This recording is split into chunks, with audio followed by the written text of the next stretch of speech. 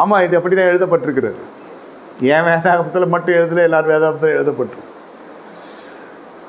சபைக்குள்ளே அதனால தான் பேசாதுருங்க. எது பேசலாம் புருஷங்கிட்ட வீட்டில் பேசுன்னு சொல்கிறது, குசு குசு குசு குசுன்னு பேசுறது, அப்புறம் நல்லா போல்டாக பேசுறது, நம்பர்ஸை ஷேர் பண்ணுறது, அப்புறம் அவங்க வீட்டுக்கு இவங்க போகிறது, இவங்க வீட்டுக்கு அவங்க போகிறது, கட்சியில் குடுக்கல் வாங்கல வந்தது, சீட்டு பிடிக்கிறது, பண்டு பிடிக்கிறது, ஃபைனான்ஸ் விட்றது, 2 வீலர் 4 வீலரு, அப்புறம் மேட்ரிமோனியல் தரகு வேலை பார்க்கறது, இதெல்லாம் பரிசுத்த சமூகத்துக்கு ஒத்து வராத காரியம். வியாபார வீடெல்லாம் ஆகக்கூடாது. வந்தோமா, ஆராதித்தோமா, காண்டவரை பார்த்தோமா, போயிட்டே இருக்கணும். முடித்தோன்னே சாப்பிட்டு இங்கே அந்த பரிவர்த்தனை இருக்குது, அதனால் இப்போ இங்கே அந்த சவரட்சின் இருக்குது, அதனால சொல்கிறேன். பேசுனா பேசக்கூடாதுன்னு இல்லை, அளவோடு கரைப்பட்டாது பேச்சு இருக்கணும். பெண் பேசினா கூட தப்புனா ஆமாம், ஆண் பேசினா கூட தப்புன்னா கரைப்பட்டாமல் உங்கள் உரையாடல் இருக்கணும்.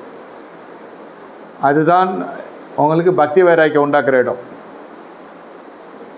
தேவ சமூகத்தில் நீங்கள் காத்துக்கொள்ள வேண்டிய அமைதி மனதில், வாய் உதட்டில் இல்லை, மனதில் அமைதியாக இருக்கணும். மனம் பொங்கக்கூடாது. தேவ சமூகம் என்பது அதுதான் உங்களோடு தரித்திருக்கும்.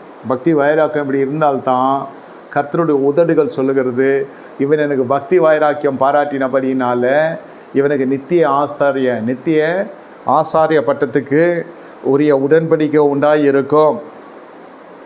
என்ன, இவன் தலைமுறை அது இருக்கும். ஏன்னா இவன் அந்த மாதிரி ஒரு காரியத்தை செஞ்சிட்டான். நான் எரிச்சலின் இஸ்ரவேல் புத்திரர் நிர்மூலமாகும்படி ஆரோனின் குமாரனாகிய எலியாசின் மகன் பினகாஸ் என் நிமித்தம் நான் பக்தி வைராக்கியம் காரட்டப்பட்டால் என் உக்கிரவத்தை திரும்பினான்.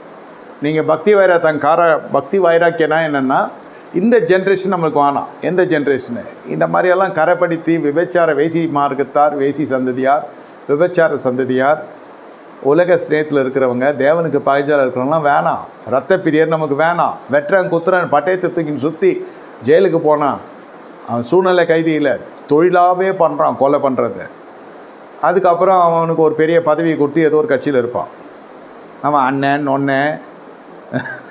அவனை வச்சுன்னு விழா எடுக்கிறது, பிரபலமாக இருக்கிறது வச்சா எனக்கு ஒரு மரியாதை இல்லையா? சமுதாயத்தில் என்னெல்லாம் பெருசாக நினைப்பாங்க. ஒன்றும் இல்லை, தேவ சமூகம் நம்மளை புறமே தள்ளிடும். Please follow this is a real and deep truth.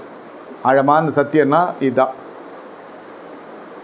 இதெல்லாம் இந்த மாதிரிலாம் பேனர் வச்சுக்கோங்க, வேணான்னு சொல்ல. நான் சொல்கிறது, இந்த துன்மார்க்கன் ரத்த பிரியனை கர்த்தர் அருவருக்கிறார்.